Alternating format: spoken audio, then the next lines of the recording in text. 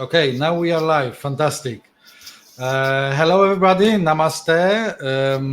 Here is Lukasz, and I have a pleasure, honor, and privilege to have today my big friend and colleague from the SEO scene, the person who probably everyone knows, a person who is a person of the search personality of the year. And I could talk more and more and more, but obviously that's Aleyda Solis. You can see straight from Spain. Hi, Aleyda. Hello, Lukasz. How are you? I'm very well. I'm very well. It's always great to see you. Likewise. Sometimes we see each other online, sometimes we see each other offline because of the conferences. So before we will start, and I have no doubt that it will be one of the most interesting webinar for moms. You had a chance to listen, so it's great to everybody to be here. If you have a chance, quickly let know other people that there is still chance to join and to listen, Aleyda. I wanted to let you know that 5th of December in Bangalore, there is a conference organized by SEMrush where Aleyda, me, and a couple of other people will be speaking about SEO. And SEMrush decided to do a competition. So there is a tweet that we would like you guys to share. And amongst of this who will share this tweet on Twitter, retweet, then SEMrush will decide to choose one winner, and that person will get a free ticket worth $130 for that conference I mentioned in Bangalore, SEMrush Marketing Show. Can I tweet myself? Absolutely, please. Oh, you have. I think you have a free ticket. You are a sticker. I already have a good. Yeah. Don't worry, it's a joke. Aleyda, we want more tweets, so please tweet as well. You may not be considered as a contestant, but yeah. And I think this is pretty much it. Right now, once again, I'm very excited to listen with you guys presentation that Aleyda prepared for today. And right after presentation, we will have around 15 minutes for questions and answers. So right now, Aleyda, I'm going to disappear, but I will be here mentally. And thank you very much for being with us. And please carry on. Thank you for the opportunity. It's very exciting for me to be sharing with you today. Luckily, this will be a nice preview of what we can share in general before the Big India conference. However, I have to say that my topic today will be a little bit different of what I'm going to be sharing or expect to share there. But because this time I want to share with you specifically of what you can do within SEMrush, specifically with the site audit tool functionality, right? How you can use it to establish a growth-focused SEO process. Because this is the deal. The big challenge in SEO is this one, right? Always the constraints and how hard it can be to develop a successful SEO process, because the SEO audit outcome, the recommendations that we develop as an outcome of the SEO audit don't get implemented, right? I love this tweet of Brighton SEO last year, or at the beginning of the year, where it really reflected among many of us how unfortunately sometimes it doesn't matter that you may identify a lot of issues or critical issues that you know that will be a big game changer with a website, but it really takes a lot to get things implemented. So as you can see also a while ago, this time last year, I did this poll regarding which was the phase activity that was the hardest within the SEO process. And a lot of people say it's execution. And this is the thing, right? A lot of people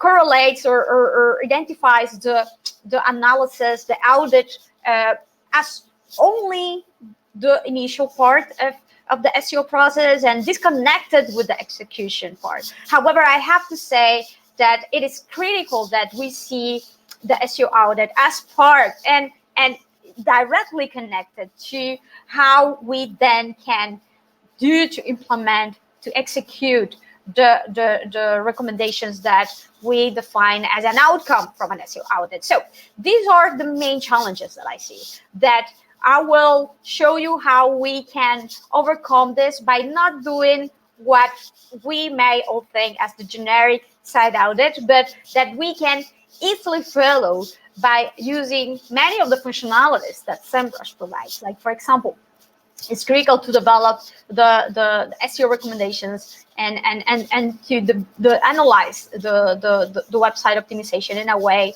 that we can show the impact of the issues. One of the biggest challenges that we have is not showing how the issues impact the site growth. So a lot of the stakeholders, our clients, our bosses, they are not really aware of how really important are the issues that we might find. Or sometimes we don't connect many of these issues with the site ultimate business goal or the site business model, like beyond rankings, beyond traffic. What does the website wants or needs to achieve, right?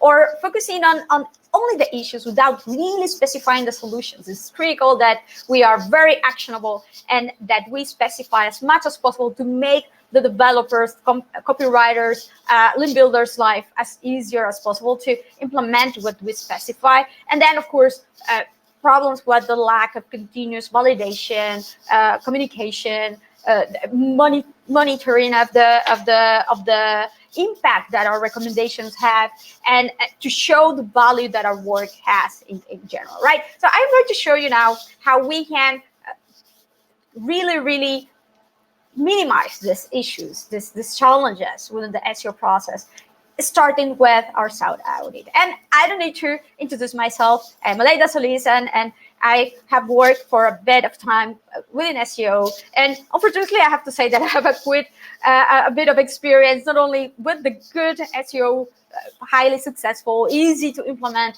SEO processes, but also I have been in scenarios and situations where execution and the whole process has been a big challenge, just starting in this phase with the audit, right? So the first thing that we need to do in order to minimize these challenges is to start by taking into consideration the site context to target your audit and its impact. For many people, an SEO audit is about this, right? To analyze the status of the website from a crawlability, indexability, relevance, and popularity perspective, right? Validating a technical configuration, content optimization, links, popularity, and that's it, right? And for me, realistically, this of course is important to validate, but it's critical to put this status, the optimization status and opportunities within a context, and also to take into consideration the website strategy to make it as meaningful as possible for the business and to really focus our work in order to maximize growth. So, for example, from a content perspective, it's critical to take into consideration what is the current ranking status of the website, what is the competition ranking, what is the gap existing between them, what is the audience search behavior, the search popularity of the topics for which they are already ranking for, and those that they are not yet ranking for, which are the SERP's characteristics and for those queries that they want to target or they are ranking for, but they are not profiting from still for many search features, for example. What is the strategy and business related type of goals that the website had? What is the website business model? Do they make money? Do they convert by pure traffic because they show adverts, or do they need to generate leads, or they are selling specific processes, products or services? What is a business goal for them, and what other type of activities do they have within their organization, or other type of digital channels that they might be working with that can help to execute and to provide more value and align with the SEO process to maximize the efforts and to maximize the results, right? So it's critical that we see the audit analysis and this initial analysis as something critical that should be integrated within the website content strategy in order to make it as meaningful as possible. So this is why it's fundamental when we do this, to integrate as many data sources as possible when doing the analysis, right? The website, not only the crawling and indexing behavior. A lot of people think about the audit and they think only about technical optimization and content optimization, but no, from a relevant perspective, from a link popularity perspective, from the current ranking status versus the competition, current organic traffic, the search volume potential of the queries that they are targeting and they are not yet targeting for. And this is why I love SEMrush for this, because SEMrush, of course, is a full suite that offers many functionalities for every aspect of the SEO process. And additionally, it allows you to connect with external data sources, traffic data sources, Google Search Console, rankings, top rankings, and metrics too. You can not only identify your own evolution, but the one of your competitors. So you can easily also take that into consideration and put that into context when you are analyzing your own issues, to compare them with those of your competitors. So for me, there's a really big advantage when using SEMrush because of this. And this is important. When we start the site audit, right? We configure our domain how we want it to be crawled. And if you see, SEMrush provides all of this flexibility around which are the URLs that we may want to crawl, right? So it's not only the typical website crawling. We can integrate the sitemaps. We can even import a URL list from, for example, an older version of the website from which we migrated or we did a redesign, and we are not really that sure that we did a proper migration. So I love all of this flexibility regarding data integration and important features that the SEMrush audit tool provides, because it can really facilitate also to provide a wider and fuller and bigger set of data to validate and take into consideration that we can use later on to identify not only issues, but also opportunities, right? And things like this, right? I love this because it shows how really tools like this ones facilitate our time, like save a lot of time and facilitate the analysis, which is what I really look with tools, right? To really facilitate my life. So for example, identifying orphan pages that are found in Google Analytics, but not in the website crawl. And I love that, for example, the site audit tool provides directly a report for those already segmented. You don't need to do anything. It's already there. So the tool does a great work, not only integrating this data as a source, but also to allow us to obtain specific outcome and issues and validation from this data by default without doing much, right? And for example, this is another scenario. Crawl pages which are not included in the XML sitemap, which can be obtained via report filters. This is another quick validation to see if your XML sitemap is really complete. If you are already really generating, including all of the URLs that are indexable and should be ranked, and you want Google to find, right? Especially important for dynamic websites that are being updated a lot. So I love how this filtering, segmentation, integration of data can facilitate this type of analysis. And of course, when putting into context the issues that are found, it's important to see, it's like, okay, I have error pages and I have 3 of those, right? I have 5 of those. And well, it is important or it is not important. Well, it depends, as usual in SEO, right? It depends if it is an important page that is meant to rank for a very important query, a very important page that have a role that is critical through the customer journey and the conversion path, or depends also on the number of them that are affected, right? And this, again, is highly facilitated with the site audit functionality by providing this type of reports, right?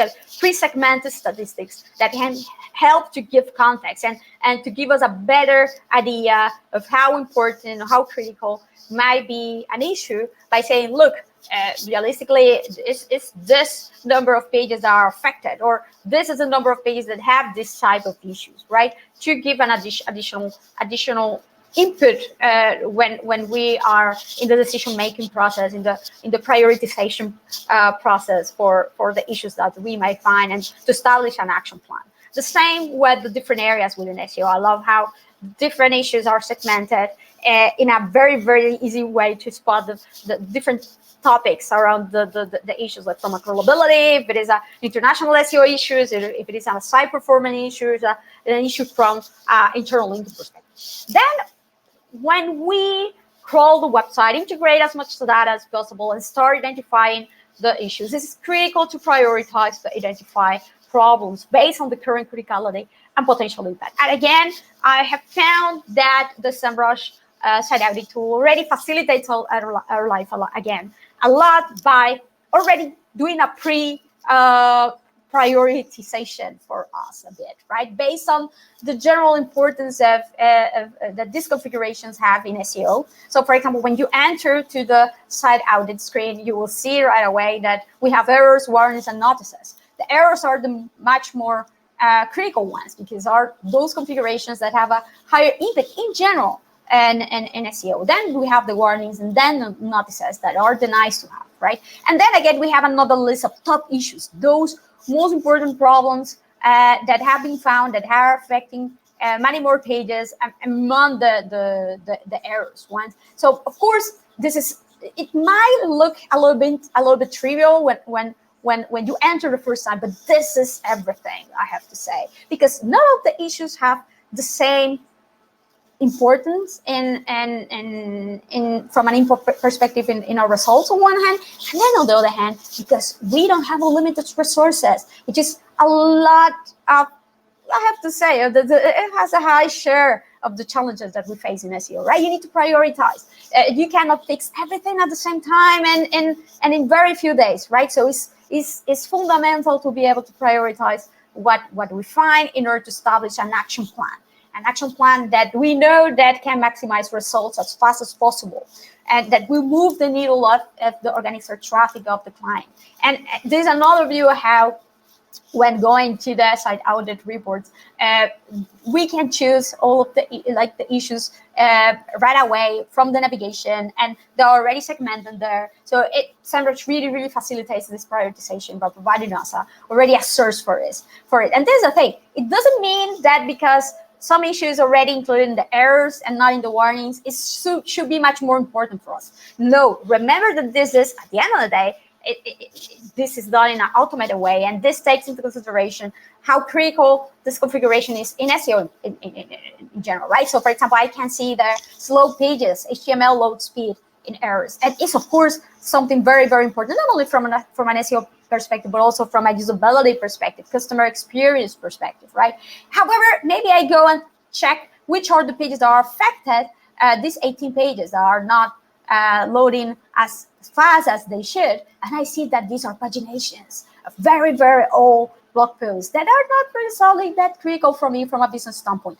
This is why it is important that you verify yourself, that you analyze it within your own business context, your website context and business model, and it really makes sense to leave that as a top priority or not. Again, it's important that the tool supports us and give us an input to facilitate the analysis. It doesn't mean that it will do the work for us, because, and I clarify this, even if it might be a little bit fundamental for some. Unfortunately, a lot of people, they take whatever tool gives them as the final type of outcome that they will provide to clients. And remember, an audit is definitely more than that, and needs to be put in context within the own website reality and status, right? And based on your own understanding of what it needs to achieve from a not only from a rankings, but from a business perspective. Then we also have this other look. We can view the issues aggregated by the level of already defined criticality, as we can see there, also to start analyzing them, verifying them, checking them. And you can see that we can go through any of these issues. For example, I went to the low speed one here, and of course I am shown 43 pages. But again, not all of the pages are important in the same way to me, right? So for example, again, the paginations might be trivial. I want to see all these pages included in a certain category, or following a certain pattern that I know that are very important business-wise for me, or that are in the English version, because these are the ones that I want to give more priority to fix, because my most important market is the English one, or the English-speaking one, not the Spanish-speaking, let's say, right? An example. So I love how even if we cannot expect that the tool does this automatically for us, because the tool doesn't have this criteria, the tool does provide us easy filters to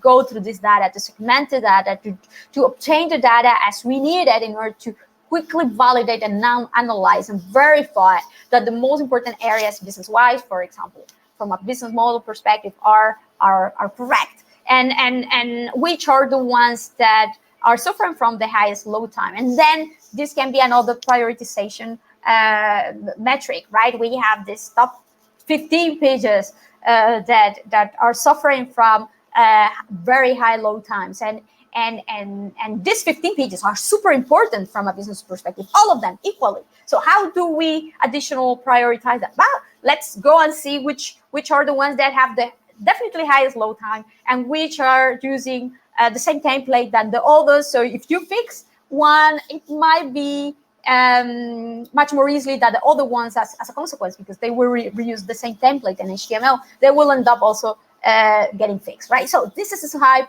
of thinking, of thought, of analysis that I expect that you have with the tool.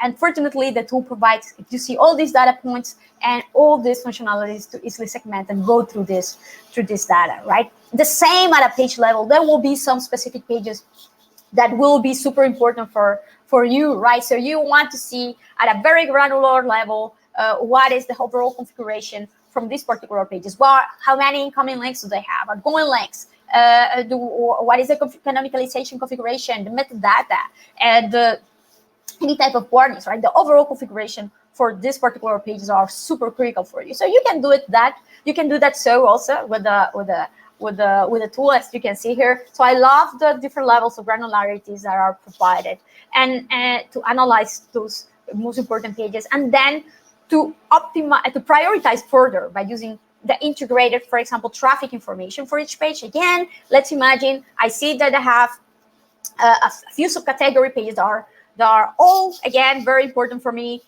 from a business perspective. And I want to see where should I start the work. Well, let's prioritize and start by those that have more page views, that have more visits at the moment, right? That can be one of the prioritization metrics. So I love that the site audit tools, you can see here, they integrate traffic data along linking data in general. So it's great that I can integrate data from not only from a traffic perspective, but also internal linking perspective. I can also even use SEMrush data from other reports, from other functionalities, and also export this data in Google Sheets or Excel, and integrate external links or backlinks there too, and also integrate the number of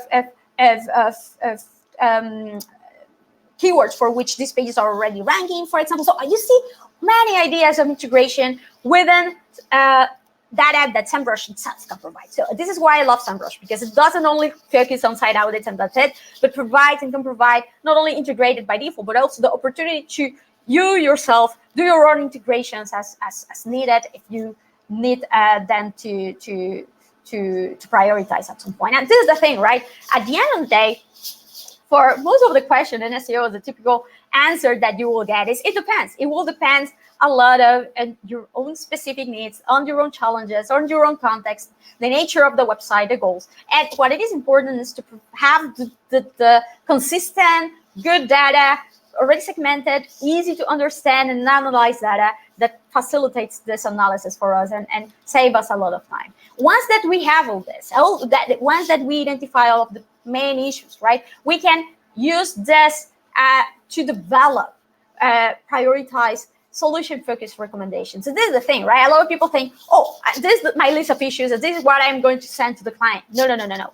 Those are the issues that you want to fix. It's important that you develop specific and very actionable solutions-driven recommendations for each one of those, right?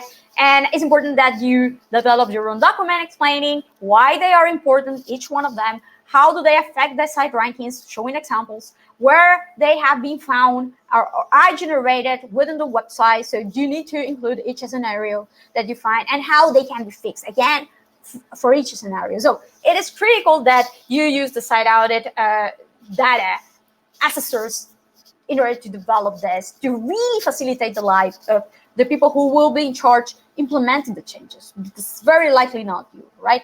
And again, we cannot expect that the tool does it all for us, but it really facilitates, again, to develop this type of documentation and recommendations, action-driven, solution-driven recommendations, because it already integrates like information within the tool about each one of the issues, the importance that each issue may has within SEO, and how to fix it. Already recommends and give you recommendations to fix the issue. So again, it doesn't mean that you will necessarily do this exactly, because it will depend a lot, again, on the specific platform that might be used, and the capacity, the feasibility, etc. But it can really help you, facilitate you to develop the recommendation along your own know-how and experience it within SEO, of course, and show the impact that these issues might be having right now in the website, right? Because of the integration of traffic metrics, for example, we can see, oh, there's an error page, a broken page, and how many page views this page used to have? These ones, okay. So these are page views that are very likely seeing an error HTTP status at the moment, or which are the pages that are having more issue, and this is the page that we are supposed to prioritize for rankings, because it's targeting a very, very important query in within our business, or take a look at the 0 links to this page that should be super important for us. So it's very clearly that we need to prioritize the internal linking optimization and reorganize the navigation accordingly, because it's a very, very important page business-wise or traffic-wise. So it's important that we use already this pre-built segmentation, and of course that we export, segment, and also attach the affected pages from each scenario to facilitate their implementation, including the data, right, to update, to fix rather easily, with examples, with screenshots. So it's important that we support the whole implementation process. So it minimizes any errors. It minimizes any lack of understanding with the developer team or the content writing team, right? And then this will be even further facilitated by defining an ideal implementation priority based on what we identified before, thanks to all the data that we integrated, right? And those with high priority should be those specific recommendations that that will have higher chances to deliver a high impact with low difficulty to implement, right? Then those medium priority ones are high impact with medium difficulty, or medium impact with low difficulty. The ones that you don't really want to push at the beginning are those with lower impact or medium impact with high difficulty, right? Like let's, again, not all of the SEO issues are as important, and it's critical that you prioritize using the previous data. And then also to prioritize which are the areas where you have a bigger need, right? Is it going to be development if you have identified that many of the issues are in the technical configuration side, or copywriting if you have identified that a lot of the issues are coming from the content relevant side, or links popularity if, when comparing not only internal links but also external links, you found that this had a bigger gap with the ones of your competitors. So again, it's important that you take resources into consideration so you can establish something like this, right? Put everything in context. Every recommendation should specify its affected area, the type of effect that you expect it to have, how important it is from a business side perspective, the current optimization status, and if you do expect that they will require content tag of link-building support of any type, just specify it here along your idea of priority, so you can share this with your client and when you send the recommendations, right? So it's much more easier for your client to go through the recommendations. I will also recommend you to organize your recommendations, to start with those recommendations that have a higher priority and are much more important for them to read. And like this will eliminate the problems. So like, oh my God, so many recommendations, I haven't been able to go through the 200 pages. Of course, people don't like to read as much, unfortunately. And this is the thing, those that have low, again, medium type of importance and high complexity to implement, etc., maybe it's not necessary that you send them right away at the beginning. At the beginning stages of the process, where you really want to prioritize those with the highest impact, right? And it's important that the client understand that this is normal, that you will start with the most important ones, that they shouldn't expect all of the issues being delivered at the beginning, because otherwise it might be even too much for them to go through and to understand, and not necessarily that's that critical, right? That this is an iterative, incremental type of process, and it's important that we validate that what we have found as a level of priority with them, and we agree on the level of difficulty and how feasible this will be with the relevant stakeholders, whether the clients, if we are working in an agency or as a consultant, or in-house if with the audit team members, if we work inside a bigger company, right? All of this is that will allow us to establish an SEO project action plan, because this is how and when we will have an agreement and say, okay, this is how we are going to execute. This is actually feasible. These are my most important issues, and I will start working with them and validating them and helping with the implementation right away. And these are the ones that are going to be done next week and this the week after, right? And I love again how SEMrush facilitates this process, the follow-up process and project management coordination type of process, right? With the Trello integration, which is a very popular project management tool that is used, and you can directly create a card from the issues that are found. And of course, this is only the beginning. You should provide continuous communication, validation, and monitoring during the whole execution. This is when actually it makes sense for you to define reasonable goals for your SEO process, KPIs to monitor, and because realistically, this is when you have already validated with your client which are the feasible recommendations to implement, and when it makes sense really to have an agreement of, okay, this is what I'm going to monitor, because this is what we are going to update and execute in this area. So this is what it makes sense really for me to focus on monitoring and validating. And on the other hand, these are the type of goals that can be expected with these changes. We cannot expect 500% of growth year over year if you tell me that it won't be doable for us to update the three most critical, implement the three most critical recommendations because of a lack of technical support, let's say, right? So it's important that at this point we have this type of agreement, and then again we start with an ongoing implementation validation plan. And it's important that we agree with the client. Oh, is the client, do they have like a sprint every week, a sprint 2 weeks, that we know that every Tuesday a specific recommendation is going to be implemented and ready to be tested in a test environment, that you will go and you will crawl, and if everything is okay, that it will be launched, and after the launch you will recrawl again in this case the live website, and that you should do a continuous validation crawling. And again, this is what I love also regarding the site, the site audit tool from SEMrush, that it really facilitates this to the automatic crawling, the automated validation, because you can leave that the recurring crawls set directly. If they are weekly, if they are daily, if it is only once in a while, then you may want to even do it manually. But since this is a web-based tool, is amazing how you really it's like you don't need to really be worrying about having a machine for this and clicking on it in order to release a crawl every X time in order to validate the work that has been done.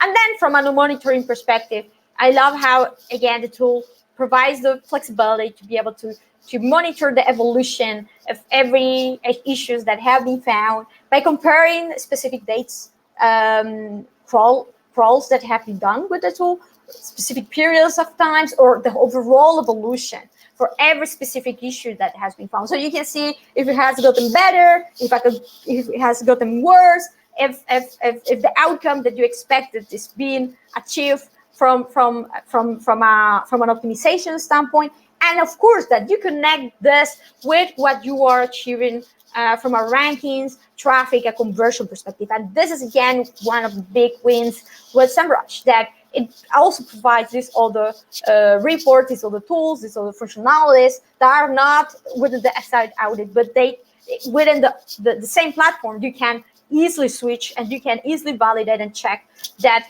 yes, and you can build even reports and dashboards with all of them to verify, oh, it's not only the indexing that is improving and expected, but I am seeing that more pages are tracking rankings, my most important pages now I have better rankings with this fixes that we have prioritized in them, and it's not only more keywords and more clicks and users, but also better conversion, better goals, more better achievement of what is also meaningful for the client business wise, right? So as you can see, SEO will usually tends to be a bit more complex than it might initially look like. Unfortunately, well, it's how a little bit everything is live in life is like that, isn't it? So SEO is not necessarily that different.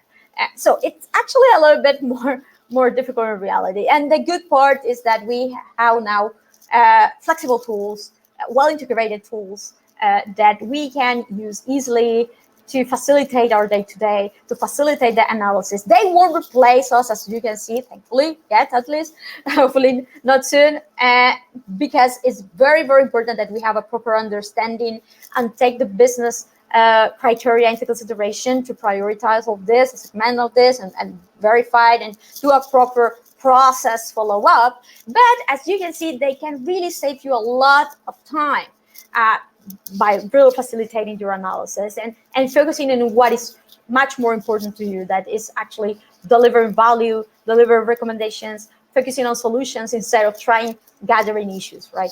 So hopefully this was valuable for you, and I am now ready for any questions that you may have.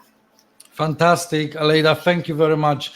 I can only add one thing, that I hope that this is a perfect answer for all the business owners and entrepreneurs who sometimes are in the position saying like, yeah, I want to SEO, but I don't want an audit. That's not what I need. Every good SEO process needs to start with a proper analysis, with a good audit. In fact, I have to say, I have clients that, of course, sometimes are enterprise level clients. They have had SEO help for a while. They do have their own in-house SEO team sometimes even, right? I cannot overlook and just say, give me the keyword research or give me the audit that you did 2 months ago or a month ago, because many things may have changed since then. First.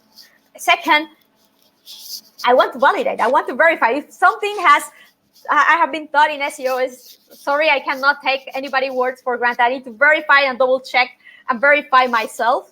And also because at the end of the day, maybe the other person doing the work was an amazing SEO, but they took maybe all the type of data sources into consideration. All of us have different type of criteria. I understand that also in SEO, it's like you have a goal and that can be achieved in so many different ways, right? So it's critical and it's important that we are allowed to do a proper audit, a proper overall analysis, integrated analysis at the start, to really have a real view of the context of the website, of the optimization situation within the context, and be able to properly be able to advise the website to with a very well validated action plan. Otherwise, I will say it will be impossible to do it so in a way that is well validated and really focused on growth and taking into consideration not only the strategy but also fresh data, new data, data that you have verified yourself. So yeah, and any important also opportunity that might have been overlooked in the past, for sure. Absolutely, and I think Arsen, which you know as well, said once that doing an SEO without an audit is like, you would like to go faster with a car, but then you don't know what's going on. You don't have brakes. It's when you go to the doctor, and the doctor, you will tell the doctor, oh, my hair, I have a hair problem. I can you please check my ear? And maybe the doctor realized and needs to do a proper check of you overall, not only necessarily of your ear, but also of many other body type of issues that you might have been affecting the ear, and the ear might be only a symptom of a much bigger issue, right? So it's critical for us as websites, a little bit of website doctor, right? To go through a proper analysis of the website in general. Absolutely, absolutely.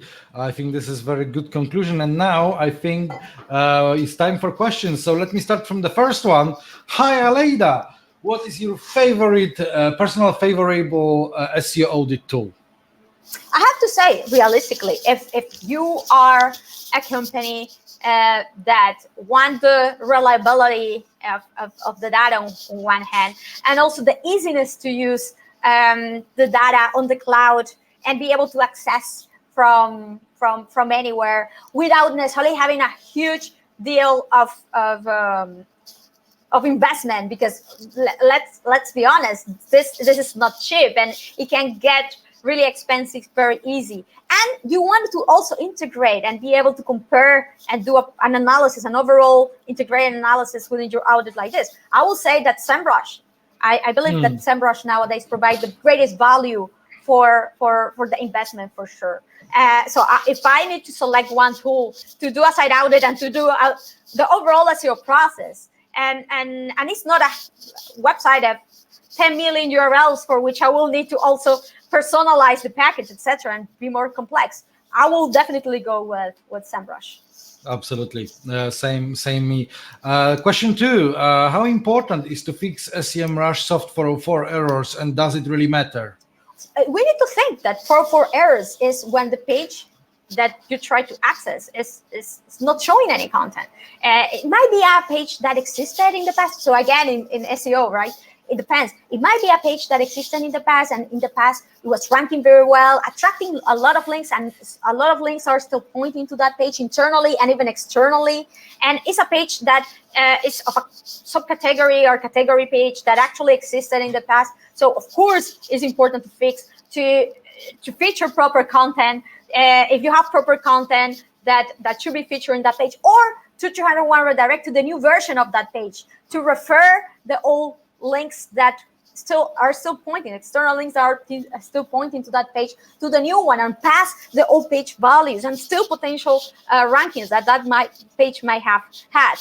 Or maybe let's go to the other extreme. Maybe this was a typo of someone trying to access to a page that never existed in our website, and somehow this person, on purpose or not, linked to that page, and that link disappeared, and it was a mistake. Then the person updated the link. It doesn't exist, never existed. It was a once in a while thing. It doesn't matter for you. Leave that 404 page that never existed, and it should have never been a thing there, right? Just make sure that you stop internal linking to that page, because it might be not an orphan page. Maybe these usually are found, the ones that never existed in orphan pages that at some point had a visit or something like that, right? But just make sure that you don't still continue linking to these pages, because otherwise it's not only bad for SEO, but because it's a lost effort from the crawler to go to these pages that don't exist anyway and are not meant to be ranked, but also a bad user experience, because it's a user that might click on that link that is somehow pointing to that page that doesn't exist really, and you are not meant to link and provide that bad experience. So have this process of thought that I am sharing, right? Is a page that actually existed at some point, or actually exists? Is there a new version? Should I start showing content? Is a page that is meant to be ranked? Based on that, you will be able to take an action and that is properly correlated with the type of issue, right? But in general, 404 pages should be one of those issues that you should go through and verify well to be able to make the appropriate decision here. Perfect. Thank you very much for this. Question 3, very interesting question, I think. What to do with out-of-stock product pages on e-commerce? Currently, they are orphan pages on the website.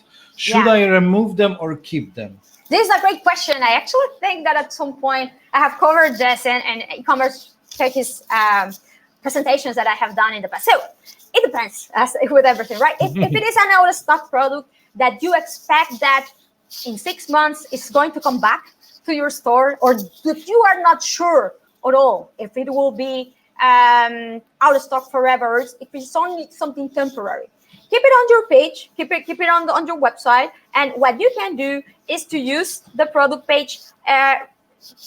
Of course, this product page might even be having good rankings for its own product name and attracting good values. Of course, you definitely don't want just to remove it and that's it, right? And show a 404, really bad user experience too. So what you want is if you are not sure if it is something temporary or not, or if it is something temporary, you want to show related products that the user might want to see. So you can have a notification saying, look, this product is temporarily out of stock.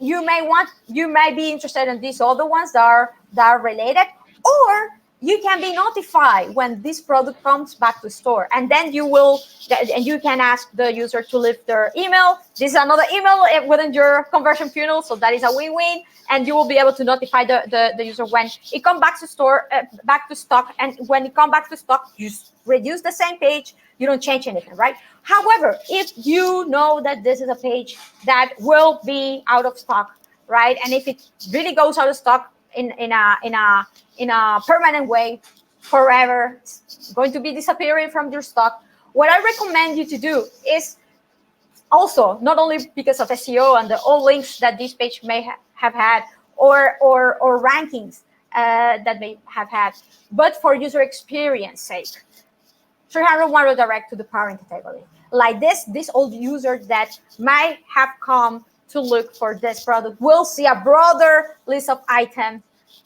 providing, and then you should also, because of user experience, show a warning saying, sorry, but the product that you were looking for is not on our store anymore, but you have all these other options that are complying with the same characteristic, with the same type of functionalities, and we recommend you to take a look at, and you refer to the category page. Like this, you will only provide the best possible user experience, but you can also keep, very likely also, as much of a relevancy as possible, and keep the old rankings that the old term used to have. It will be harder because, of course, it's less granular. This is a category level type of page, not as relevant for that particular product, but still can keep with those broader terms for which maybe that product page used to rank for. So like this will be a win-win type of scenario, not only from a user experience, but also from an SEO perspective. If you think about it, in most cases, the best user experience will be also the best bot experience or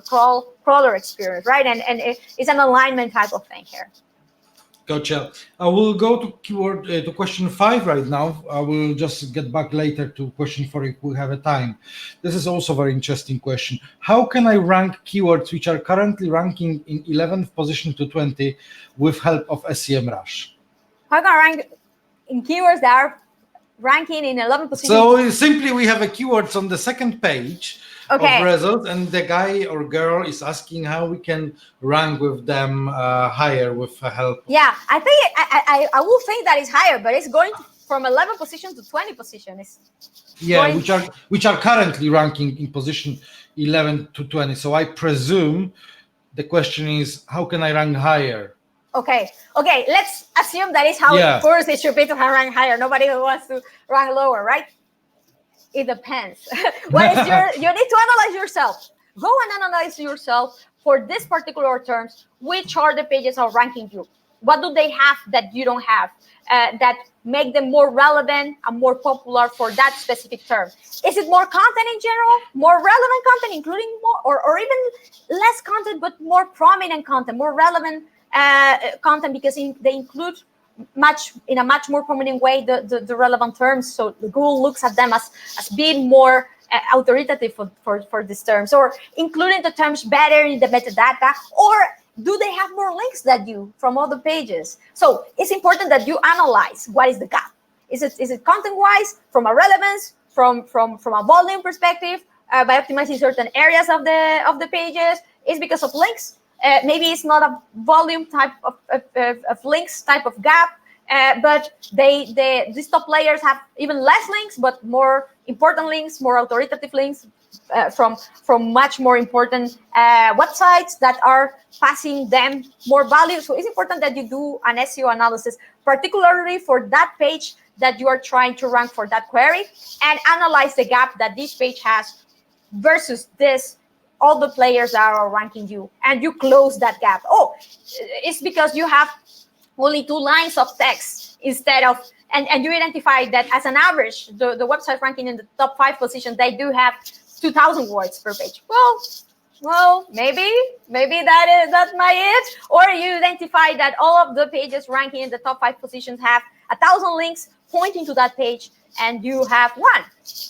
Maybe that can be it too. So again, do an analysis, identify the gap. Again, the beauty of this is that this is everything that I have described before. You can do with SEMrush too. Absolutely, and SEMrush will be fantastic in terms of giving you what keyword trigger what URL, because you always need to think about pairs. And keyword tracker will be tracking daily basis how you progress. So this is my point. Every time I'm optimizing some keywords for specific pages, I'm adding this tag or OPT, let's say 20th of August 2019, and I know that I optimized this keyword 20th of August, and I can see then the progress of this. So yeah. I love this that you can tag per area too. For example, I have on my own website even, and this is something very like for Crawling Mondays. I have a section on my website, so all of these queries that are meant to be ranked and mapped with the Crawling Monday pages are tagged with Crawling Mondays. For these pages, I expect to generate, touch wood, a video snippet too, because I optimize them with the relevant structured data, because I also have a video within them. So this is the type of approach that you need to follow. And again, always doable with SEMrush, which is great, but it's not only to implement, but also to track accordingly, validate. Yes, of course. Thank you very much, Lukasz. And I love how also SEMrush functionalities allows you to do this in a very flexible way that it makes your life much easier for sure. Sure, absolutely. And then we have question 6, when keyword fluctuation will be stable? Keyword fluctuating multiple times. I can only say one thing, that fluctuation is always stronger when you're ranking lower. So if you're ranking on on position 5, the fluctuation may be plus minus 4 positions, rather minus 4 positions than plus. And when you're ranking on position 1, it's much more stable. It's much more stable. Actually, you can also see this with SEMrush with the new functionality that they provide when doing a domain analysis, and you can see all the organic queries for which this domain is ranking for. You click on the keyword now, and you see what is the evolution of that ranking, right? Day by day, and which is the page that is being ranked, also to identify any potential cannibalization issue and misalignment issue with the rank page. But again, you usually see, thank you very much, Lukasz, indeed, the highest fluctuation, the pages changing all the time. Of course, those that are not ranking as well, because those that are ranking pretty well are those that definitely Google will tend to identify as much more relevant, authoritative, popular, in order to deliver the best experience. Again, you cannot expect, and this is the thing, right? I have had also situations like, like take a look at the rankings every single day or every hour, update, to see how they are changing. Please, let's be reasonable here. You want to see a trend over time, and you need to give it a little bit of time, because this is SEO and it's long term, right? So if you have been doing certain work, certain actions to improve the rankings from certain queries, you cannot expect that to see the results after a week.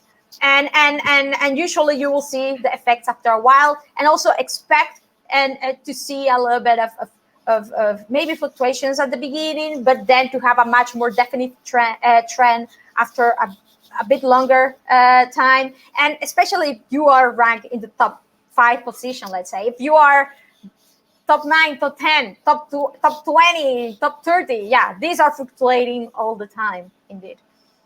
Absolutely. So simple answer, be first. For a long time, you will stop fluctuating. That for any matter, be first. And for all purposes, be first, for sure. I have a question 7 that I will also start answering. And Aleyda, you can then share your thought. Like, there is like, how is this tool better than SimilarWeb? And obviously, I would say this way. That are 2 different tools you combine. Yeah. SimilarWeb and SEMrush are 2 different tools. SEMrush is a perfect example of merging multiple of different tools into one Uber tool Swiss knife, and it works, because very often some other companies are trying to merge tools together, and then you are like, why they put this module and this module, I never using this. With SEMrush is very different. Very often using 5, 6, 10, 20 modules, and you have the same experience. Then SimilarWeb is pretty much a competitor investigation, intelligence, and the it's intelligence part. This Yeah. is the thing. This is the thing in the type of traffic analysis, and this is actually one of the models of SEMrush. The one that we are talking right now, for example, the one that I show, as far as I am aware, SimilarWeb doesn't have this, right? Because it's not really an SEO tool. SEMrush is an SEO tool, provide also functionalities for social media, for content development, content optimization, paid search, and then additionally has this traffic analysis, because it tries to provide, as far as I can see, as many data points as possible, so you can define very well validated actions within many areas in marketing, right? But they do also allow you to implement in a much more actionable way, not only by displaying metrics of traffic, but also allowing you to analyze in a much more granular way and flexible way, as with the site audit in specific areas of digital marketing. So yes, cool. they cannot compare. Yeah, you cannot compare. It's like you would compare like a lorry with a car for family. That's the two cars have different purposes. I think we have one more time for one more question, and I will choose. I think SEMrush staff maybe can copy these questions, and we can maybe later post this somewhere on Twitter, the one that we didn't answer. But the one I wanted to specifically to choose, Aleyda, is this one. Do one require training for a SEMrush tool for SEO? Which is this question? 13, question 13. 13. Let me do one require training for SEMrush tool for SEO.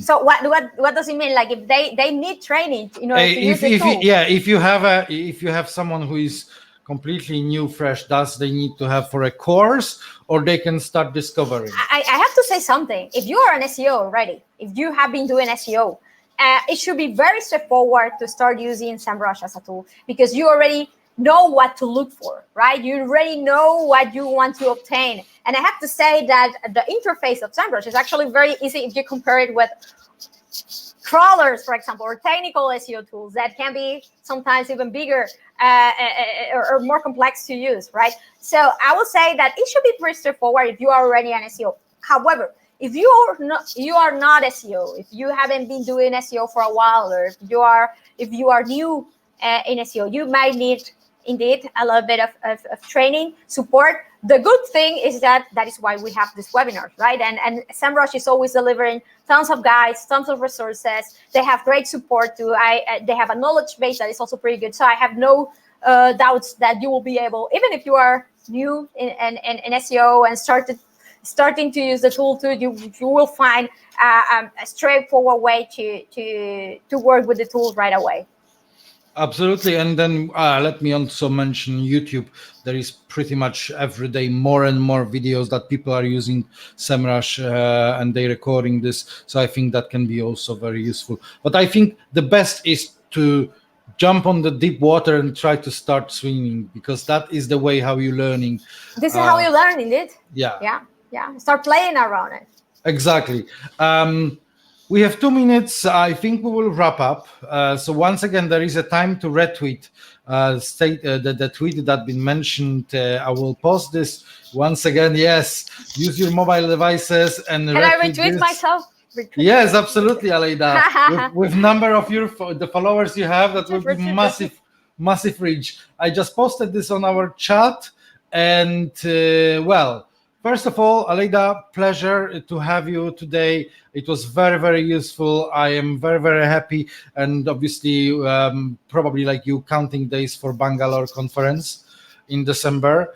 Please send me tips. I have never, you know what? I have been in a lot of countries already. I have the privilege to speak a lot across many countries, but not in India. So please, do send me tips. I am at Aleyda in Twitter. I'm very friendly, as you can see, and so very looking forward to meet you all there, and hope to clarify any questions, any doubts that you might still have at that point in SEO.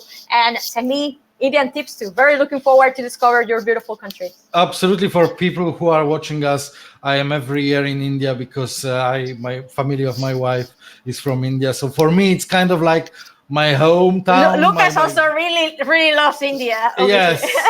So Aleyda, I promise to teach you basic Hindi and everything more Please. complicated, my wife or people from Bangalore.